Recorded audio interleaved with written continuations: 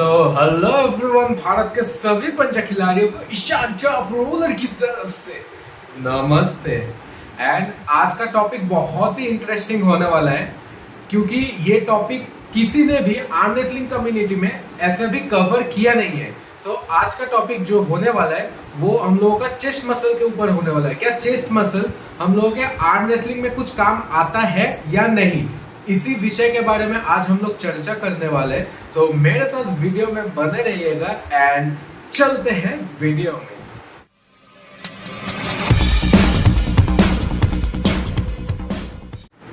पहले हम लोग बात करने वाले हैं चेस्ट मसल के फायदे के बारे में।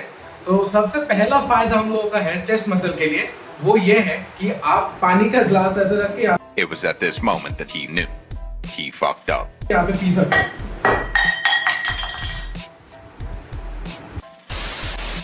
चलो अभी सही में टॉपिक में जाते हैं। क्या चेस्ट मसल हम लोगों के फायदेमंद है या नहीं। तो अगर आप आर्म रेसलिंग करते हैं, आर्म रेसलिंग में उतना कुछ फायदा नहीं है क्योंकि मैक्सिमम हम लोगों का एंगेजमेंट रहता है शोल्डर का, बैक का एंड आर्म्स का रहता है। तो चेस्ट मसल उतना फायदेमंद है नहीं। हाँ, अगर आपको चौड़ में चलना है, छाती एकदम ठोक के एकदम चौड़ा करके चलना है तो फिर चेस्ट मसल आप बीट कर सकते हैं, लेकिन ऐसा कोई हम लोगों का मतलब एसेंशियल मसल ये काउंट नहीं किया जाता है। अगर आप मान लीजिए थोड़ा ब्रॉड दिखना चाहते हैं, थोड़ा चौड़ा दिखना चाहते हैं तो फिर चेस्ट मान लीजिए एक अच्छा सिमेट्री क्रिएट करता है। अगर आप एक एथलीट की तरह दिखना चाहते हैं, अगर आप एथलीट नहीं हो फिर भी आप लोग दिखना चाहते हैं तो फिर आप मान सकते हैं, बट आर्म रेसलिंग में ऐसा कोई काम में नहीं आता है। आर्म रेसलिंग में चेस्ट मसल का उतना कोई काम नहीं रहता है। एंड अगर आपका चेस्ट मसल डेवलप भी है तो उसका कुछ नेगेटिव साइड भी है। जैसे मान लीजिए मैं, जैसा कि मेरा गेम है, मैं इनसाइड ज्यादा खेलता हूँ।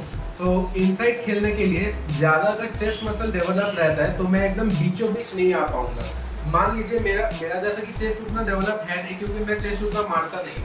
तो अगर मेरा चेस्ट पूरा डेवलप होता तो मेरा हाथ यहाँ पे ही आके अटक जाता क्योंकि मसल्स बीच में आता है। क्योंकि मेरा मसल्स नहीं है तो इसी कारण के लिए मैं एकदम पूरा ऐसे बीच में आ सकता हूँ, एकदम सीधे ऐसे करके। तो ये मेरे लिए, मेरे गेम के लिए ये बहुत ही अच्छा माना जाता है। तो आप अपना गेम पहले आइडेंटिफाई कीजिए। मैं ये पिछले वीडियो में भी बोलता हूँ कि किसी दूसरे के गेम को एडप्ट करने से पहले आप अपना खुद का गेम देखिए कि कितना आप कौन से गेम में बेटर खेल रहे हैं। क्या आप हुक में बेटर खेल रहे हैं या फिर आप टॉप रोल में बेटर खेल रहे हैं, ये आपको खुद को फाइंड आउट करना होगा।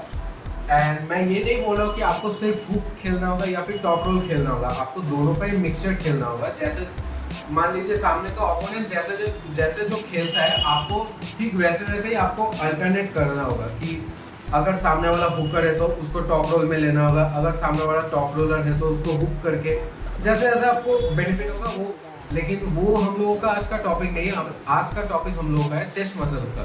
तो चेस्ट मसल का पहला नुकसान मैंने आपको बता दिया क्या होता है। हाँ, फायदे भी बहुत है। फायदे मान लीजिए जैसे कि आप कहीं घूमने गए तो एक अच्छा लुक आता है, लेकिन arm wrestling as a profession wise arm wrestling में आपका कोई ऐसा काम नहीं आता। तो दूसरा जो दिक्कत आता है आर्म रेसलिंग में, अगर आपका चेस्ट मसल बहुत ही अच्छा डेवलप्ड है तो वो ये होता है कि आप लोगों का फ्लूइडिटी कम हो जाता है एंड फास्टनेस बहुत ही कम हो जाता है। वो कैसे होता है मैं बताता हूँ। मान लीजिए आर्म रेसलिंग बहुत ही क्विक रिस्पॉन्स का गेम है, मतलब with in fraction of second आप लोगों को डिसीजन लेना होता है। तो अगर आप हुक खेल रहे हैं, टॉप रोल खेल रहे हैं तो वहाँ पे भी आप लोगों का शोल्डर एंगेजमेंट रहता है।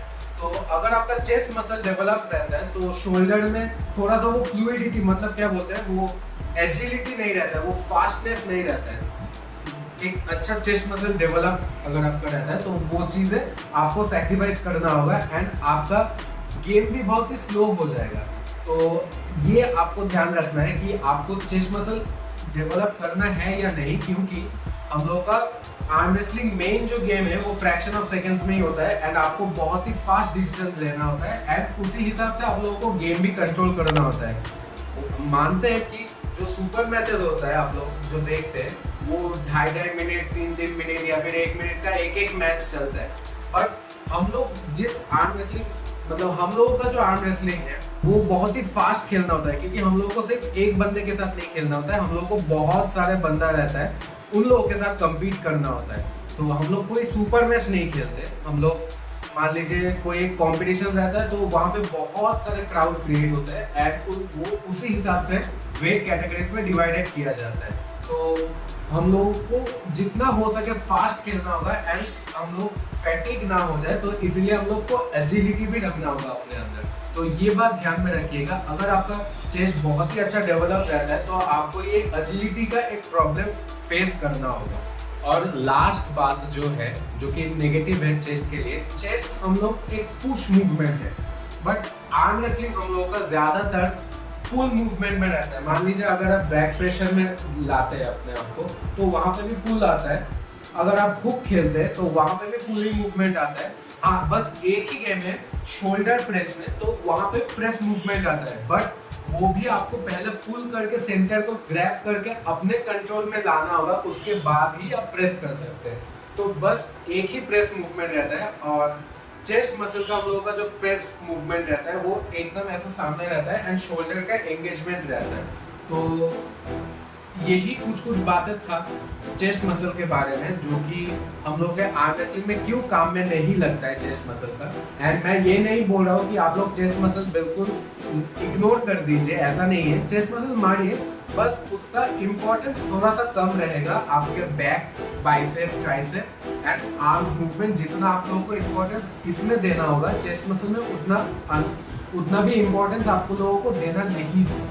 तो वीडियो को मैं यहीं पे कर रहा हूँ एंड अगर आप मेरा वीडियो यहाँ तक देख रहे हैं तो वीडियो को एक लाइक कर दीजिएगा एंड चैनल को सब्सक्राइब कर दीजिएगा, क्योंकि ऐसे ही इंफॉर्मेटिव टाइप एंड प्रैक्टिसेस के टाइप में मैं वीडियो डालते रहता हूँ। एंड अपने दोस्तों के साथ ये वीडियो को शेयर कर दीजिएगा एंड आप लोग कमेंट बिल्कुल डाल दीजिएगा कि आपको कौन सा पार्ट अच्छा लगा एंड आपने इस वीडियो से क्या सीखा। तो मुझे बहुत ही अच्छा लगता है, मैं डेली बेसिस पे कमेंट्स चेक करता हूँ। कुछ नेगेटिव कमेंट्स आते हैं वो बहुत ही ऑब्वियस है, लेकिन पॉजिटिव कमेंट ज़्यादा आता है, जिससे मैं मोटिवेट होता हूँ कि और भी वीडियोस मैं ऐसे ही बनाता रहूँ जो मेरे चाहने वाले हैं। तो कमेंट बिल्कुल से डाल दीजिएगा, अपने दोस्तों के साथ शेयर कर दीजिएगा। Till then stay cool and love.